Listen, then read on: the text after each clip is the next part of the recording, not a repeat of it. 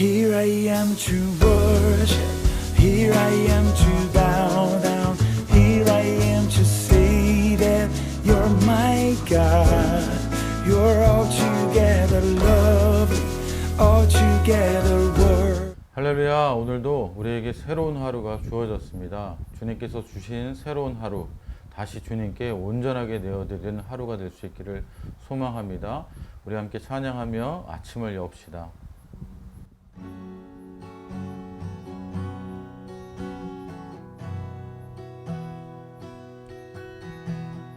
아바 아버지, 아바 아버지, 나를 안으시고 바라보시는 아바 아버지, 아바 아버지, 아바 아버지, 나를 도우시고 힘주시는 아버지,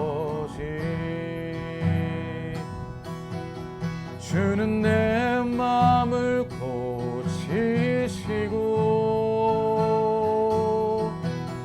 볼 수 없는 상처 만지시네.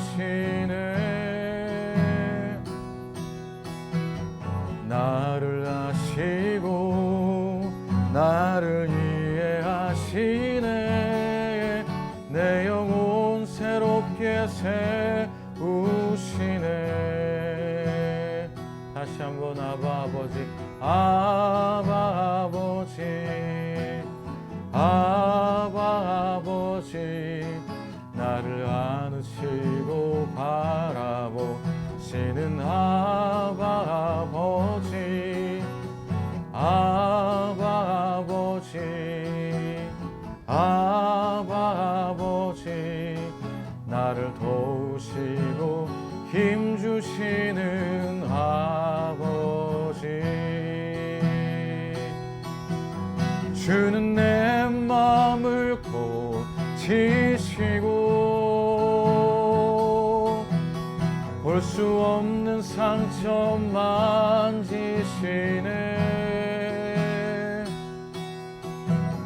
나를 아시고 나를 이해하시네. 내 영혼 새롭게 세우시네. 주는 내 마음을 고치시고 볼 수 없는 상처 만지시네.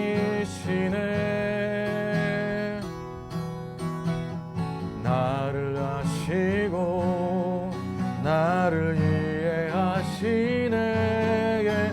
내 영혼 새롭게 세우시네.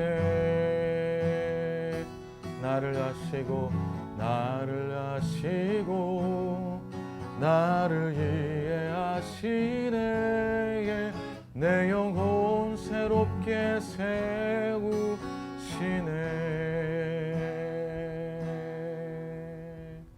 아멘. 우리 하나님, 우리를 이해하시고 우리를 아신 하나님, 우리를 새롭게 세우실 하나님이십니다. 오늘 주님이 우리에게 주시는 말씀은 사사기 1장 1절부터 10절까지의 말씀입니다. 사사기 1장 1절부터 10절까지의 말씀입니다. 여호수아가 죽은 후에 이스라엘 자손이 여호와께 여쭈어 이르되 우리 가운데 누가 먼저 올라가서 가나안 족속과 싸우리이까? 여호와께서 이르시되 유다가 올라갈지니라. 보라, 내가 이 땅을 그의 손에 넘겨주었노라 하시니라. 유다가 그의 형제 시므온에게 이르되 내가 제비 뽑아 얻은 땅에 나와 함께 올라가서 가나안 족속과 싸우자. 그리하면 나도 네가 제비 뽑아 얻은 땅에 함께 가리라 하니 이에 시므온이 그와 함께 가니라. 유다가 올라가며 여호와께서 가나안 족속과 브리스 족속을 그들의 손에 넘겨주시니 그들이 베색에서 10,000명을 죽이고 또 베색에서 아도니 베색을 만나 그와 싸워서 가나안 족속과 브리스 족속을 죽이니 아도니 베색이 도망하는지라. 그를 쫓아 가서 잡아 그의 엄지손가락과 엄지발가락을 자르매 아도니 베색이 이르되 옛적에 70명의 왕들이 그들이 엄지손가락과 엄지발가락을 잘리고 내 상 아래에서 먹을 것을 줍더니 하나님이 내가 행한 대로 내게 갚으심이로다 하니라. 무리가 그를 이끌고 예루살렘에 이르렀더니 그가 거기서 죽었더라. 유다 자손이 예루살렘을 쳐서 점령하여 칼날로 치고 그 성을 불살랐으며 그 후에 유다 자손이 내려가서 산지와 남방과 평지에 거주하는 가나안 족속과 싸웠고 유다가 또 가서 헤브론에 거주하는 가나안 족속을 쳐서 세사와 아히만과 달메를 죽였더라. 헤브론의 본 이름은 기럇 아르바였더라. 아멘. 이제 얼마간 우리들의 하루는 사사기로 채워질 것입니다. 사사기는 우리에게 아주 친숙한 책입니다. 사사기 전체를 잘 이해하지 못하더라도 사사기에 등장하는 여러 사람의 이름들을 여러분들은 기억하실 것입니다. 사사 기드온, 여사사 드보라, 그리고 나시드로 태어나 보통 사람보다 큰 힘을 가졌지만 결국 드릴라의 꾀임에 빠져 넘어간 사사 삼손까지. 그 외 또 기억나는 인물들이 있습니다. 사사 온니엘, 사사 에훗, 사사 입다. 그래서 사사기는 우리에게 친숙한 책입니다. 그런데 우리에게 친숙한 만큼 많이 읽혀지지 않는 책 중에 하나임이 틀림없습니다. 그런데 사사기는 꼭 읽어야 하는 책입니다. 왜냐하면 사사기의 배경 때문입니다. 사사기의 배경은 이스라엘 백성들이 젖과 꿀이 흐르는 가나안 땅, 약속의 땅에 들어가고 난 이후이기 때문입니다. 우리 모두가 예수 그리스도로부터 구원을 받았는데 구원받은 이후의 삶은 어떻게 살아야 하는지, 신앙생활은 어떻게 살아야 할지 잘 알지 못합니다. 그래서 오늘 우리에게 사사기가 더 의미 있습니다. 사무엘상 8장 5절에 보면 이스라엘 사람들이 사무엘에게 와서 이렇게 요청합니다. 보소서, 당신은 늙고 당신의 아들들은 당신의 행위를 따르지 아니하니 모든 나라와 같이 우리에게 왕을 세워 우리를 다스리게 하소서. 사무엘은 바로 이런 지경에 이르게 된 이스라엘 모습을 사사기를 통해 그려내고 있습니다. 사무엘이 이야기하는 사사기는 하나님을 왕으로 삼아야 할 백성들이 하나님을 왕으로 대접하지 않는 중에도 하나님께서 스스로 그들의 왕이 되셔서 그들의 삶을 어떻게 인도하시는지 아주 상세하게 이야기하는 책입니다. 때문에 사사기를 통하여 우리는 우리의 불가능과 무력함을 낱낱이 폭로당하게 될 것이고 그러한 어둠을 덮으시는 하나님의 놀라운 은혜의 깊이를 풍성하게 경험하게 되는 책이 바로 사사기입니다. 물론 이것은 사사기에만 해당되는 것은 아니고 성경 전체가 바로 이야기하고 있는 사실입니다. 우리는 사사기를 통해서 사사기의 실패를 반복하지 않도록 교훈하시는 사사기처럼 부흥을 기대하시며 우리에게 주신 책이 바로 사사기입니다. 그래서 우리는 이 책을 읽어야 합니다. 이 책에서 말씀하시는 하나님의 음성을 들어야 합니다. 먼저 하나님의 사용하신 사사들은 어떤 사람들이었습니까? 이스라엘의 위대한 지도자들이 많이 있었습니다. 족장 시대의 지도자로는 아브라함과 이삭과 야곱과 그의 12아들이 있었고 율법 시대의 지도자는 모세와 여호수아가 있었습니다. 그리고 왕정 시대로 넘어오면서 다윗과 솔로몬이라는 걸출한 지도자들이 있었습니다. 그런데 사사는 이런 지도자들과 차원이 다른 지도자들이었습니다. 이들 지도자들은 모두가 인정하는 공식적인 지도자들이었다고 한다면 사사는 그렇지 못했습니다. 사사라는 말은 히브리어 쇼페트라는 말에서 온 것인데 이 말은 재판한다, 다스린다, 구원한다는 의미를 가지고 있습니다. 그들의 모습을 사사 드보라의 경우에 이렇게 소개합니다. 사사기 4장 5절에 그가 에브라임 산간 지방의 라마와 베델 사이에 있는 드보라의 종려나무 아래 앉아 있으며 이스라엘 자손은 그에게 나와 재판을 받곤 하였다. 그들에게는 번듯한 법정이나 법복, 의사봉 또는 모세의 장인 이드로에게 배웠던 10부장, 50부장, 100부장, 1000부장 같은 법적 절차도 없었습니다.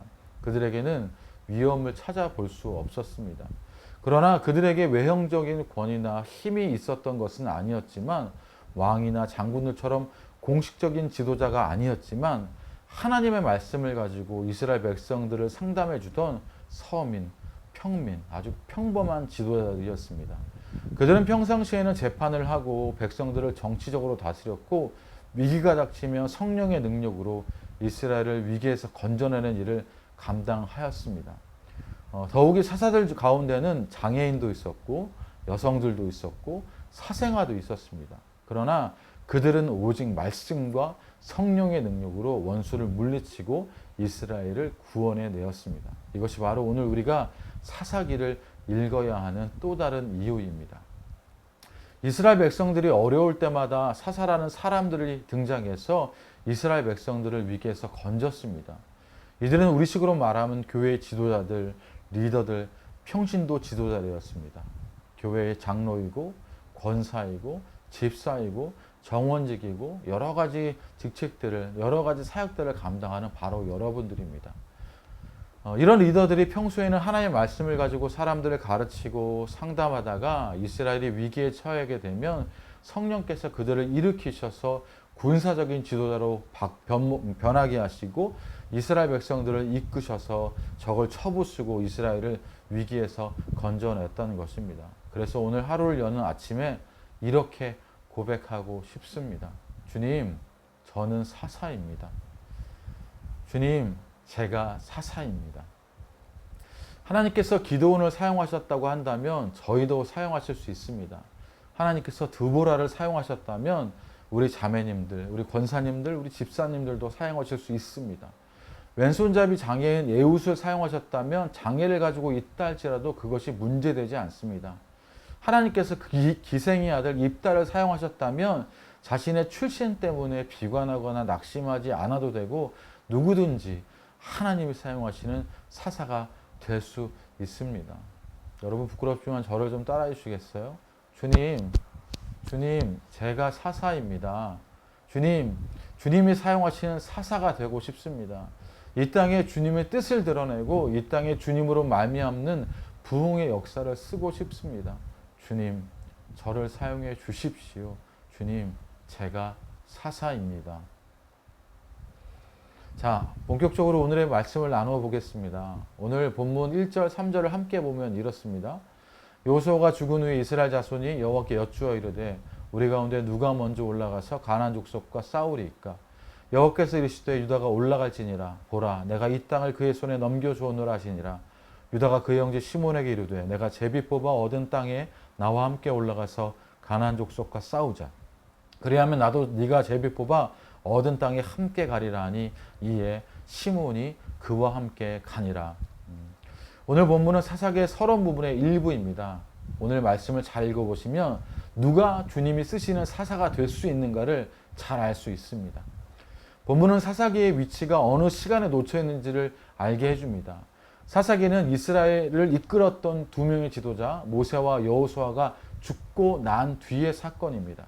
그런데 한 가지 의문이 드는 것은 바로 이 구절입니다. 이스라엘 백성들을 이끌 지도자, 하나님의 모형으로 모세를 세우시고 여호수아를 세우심으로 이스라엘을 인도하신 주님께서 그 다음 지도자를 세우시지 않았다는 것입니다. 모세나 여호수아 모두 예수 그리스도를 모형으로 그 역할을 마치고 그럼에도 불구하고 그들 모두는 미완료적인 존재이며 그들로는 불가능한 존재임을 보여주고 인생을 마감합니다. 그리고는 아무런 지도자도 세우시지 않고 사사기가 시작됩니다. 여기에 담긴 하나님의 뜻은 무엇일까요? 하나님은 유다 지파에게 전쟁을 명령하시고 시므온 지파를 돕게 하십니다. 이스라엘은 이미 가나안 정복 전쟁을 수없이 치러온 상태입니다. 그리고 거의 대부분의 땅을 정복한 상태이고 얼마 남지 않은 잔당들만 처리하면 되는 그런 상황입니다. 하지만 이스라엘은 다윗의 때까지 하나님께서 허락하신 가나안 땅을 모두 정복하지 못합니다. 그리고 그 기간 동안 끊임없이 크고 작은 전쟁들을 치르며 그 하나님의 나라에 속한 전쟁을 배우게 됩니다. 그런데 하고 많은 지파 중에 왜 유다 지파와 시므온 지파가 사사기에 처음에 등장할까요? 이스라엘 백성 중에는 장남이 넷이 있습니다. 육체적으로는 태생적으로는 르우벤 지파가 장남이었습니다. 그러나 르우벤은 죄를 지어서 이스라엘 장남 역할을 하지 못했습니다. 그래서 영적으로는 유다 지파가 장남이었고 세상적인 일에는 요셉 지파가 장남이었습니다. 그리고 예배드리는 일에는 레위 지파가 장남 역할을 감당합니다. 하나님께서 가나안 땅을 정복하는 데 있어서 유다를 지목하신 것은 가나안 땅을 정복하는 일이 영적인 일이요, 영적인 사명인 것을 보여주고 알려주시는 것입니다. 이것은 단지 거주할 수 있는 땅을 차지하기 위한 싸움이 아니라 영적인 전쟁이라는 것을 보여주는 것입니다. 성경이 말씀합니다. 문제는 영적인 것입니다. 우리에게 있는 모든 문제는 먹고 사는 문제가 아니라 모든 문제는 바로 영적인 것과 연결되어져 있다는 것입니다. 저와 여러분이 그 문제를 영적으로 연결할 때, 영적인 상황들과 연결할 때 그 문제에 대한 바른 답을 얻을 수 있습니다. 그랬더니 유다 족속은 자기만 가지 않고 시므온 지파를 끌어들입니다. 여기에도 중요한 의미가 담겨 있습니다. 야곱이 자신들의 자녀를 축복하는 이야기가 담긴 창세기 말씀을 잠깐 살펴봅시다. 창세기 49장 8절부터 11절에 유다야 너는 내 형제의 찬송이 될지라 내 손이 내 원수의 목을 잡을 것이고 내 아버지의 아들들이 네 앞에 절하리로다. 유다는 사자 새끼로다. 내 아들아 너를 움킨 것을 찢고 올라갔도다. 그가 엎드리고 움크림이 숫사자 같고 암사자 같으니 누가 그를 범할 수 있으랴. 주가 유다를 떠나지 아니하며 통치의 지팡이가 그 발 사이에서 떠나지 아니하기를 실러가 오기까지 이르시니 그에게 모든 백성이 복종하리로다. 그의 나귀를 포도나무에 매어 그의 암나귀 새끼를 아름다운 포도나무에 맬 것이며 또 옷을 포도주에 빨며 그의 복장을 포도즙에 빨리로다. 다시 말해 임금의 지휘봉이 유다를 떠나지 않고 통치자의 지휘봉이 자손 만대까지 이를 것이다 라고 증거합니다. 그들은 권능으로 그 자리에 앉을 뿐 메시아가 태어날 지파라는 것입니다. 반면 시므온 지파는 어떤 지파였습니까? 창세기 49장 5절부터 7절에 보면 시므온과 레위는 형제요 그들의 칼은 폭력의 도구로다. 네오나 그들의 모의에 상관하지 말지어다. 내 영광아 그들의 집회에 참여하지 말지어다. 그들의 분노대로 사람을 죽이고 그들의 혈기대로 소의 발목 힘줄을 끊었음이로다. 그 노음이 혹독하니 저주를 받을 것이요 분기가 맹렬하니 저주를 받을 것이니라. 내가 그들을 야곱 중에서 나누며 이스라엘 중에서 흩으리로다. 야곱이 이렇게밖에 축복할 수 없었던 배경의 이야기가 바로 창세기 34장에 나옵니다. 야곱에게 머물렀던 이방 땅에서 야곱의 딸 디나가 세겜에서 강간당하고 욕을 당하게 되자 시므온과 다른 형제들이 청원하러 온 세겜과 아버지 하몰에게 속임수를 써서 복수하는 이야기가 나옵니다. 그런데 그들이 사용하는 방법이 바로 하나님께서 원하시지 않는 방법이었습니다. 그들이 세겜과 하몰 그리고 그 모든 땅의 사람들에게 요구했던 방법은 할례를 받도록 하는 것이었습니다. 할례는 하나님의 언약의 징표였습니다. 그런데 자신의 자존심과 자신의 유익을 위해 언약의 징표인 할례를 이용하여 살인을 저지르는 죄인의 모형으로 등장하는 것이 바로 이 시므온 지파인 것입니다. 그래서 시므온 지파는 이스라엘 중에서 흩어지는, 다른 말로 하나님의 백성에서 제외되는 저주를 받게 됩니다. 하지만 그렇게 흩어져야 할 시므온 지파가 유다 지파의 기업을 나눠받게 되어 살아가게 됩니다. 여호수아 19장 1절에 보면 둘째로 시므온 곧 시므온의 자손의 지파를 위하여 그들의 가족대로 제비를 뽑았으니 그들의 기업은 유다 자손의 기업 중에서라. 말씀처럼 시므온 지파는 유다 자손의 기업을 나눠받아 살아가는 것으로 설명되어 있습니다. 시므온 지파는 자력으로 살아갈 수 없는, 자력으로 구원받을 수 없는 오늘의 저와 여러분, 우리 모두 오늘 이 땅에 존재하는 모든 성도들의 거울과도 같습니다. 이 사실이 드러나는 게 그 다음 말씀입니다. 4절부터 10절까지를 보면 유다가 올라가며 여호와께서 가나안 족속과 브리스 족속을 그들의 손에 넘겨주시고 그들이 베색에서 10,000명을 죽이고 유다 자손이 예루살렘을 쳐서 점령하여 칼날로 치고 그 성을 불살랐으며 그 후에 유다 자손이 내려가서 산지와 남방과 평지에 거주하는 가나안 족속과 싸웠고 유다가 또 가서 헤브론에 거주하는 가나안 족속을 쳐서 세사와 아히만과 달메를 죽였더라. 헤브론의 본 이름은 기럇 아르바였더라. 여러분들 조금 머리를 갸우뚱하게 되는 부분을 찾으셨나요? 분명히 유다 지파와 시므온 지파가 전쟁에 참여합니다. 그런데 모든 전쟁을 수행하는 데 있어서 시므온 지파의 이름은 한 줄도 나타나지 않습니다. 오직 유다 지파만 전쟁의 이야기에 등장합니다. 지금 사사기의 저자는 시므온이라는 저주받을 백성들이 유다 지파에 의해 구원을 선물로 받는 모습을 이렇게 설명하고 이렇게 그리고 있습니다. 바로 십자가라는 사건에 의해 구원의 선물을 받은 성도의 얘기가 바로 사사기인 것입니다. 누가 사사입니까? 누가 주님의 일을 감당할 수 있겠습니까? 저와 여러분이 아무리 제가 사사입니다라고 고백한다고 해도 저와 여러분, 우리는 주님의 사사가 될 수 없습니다.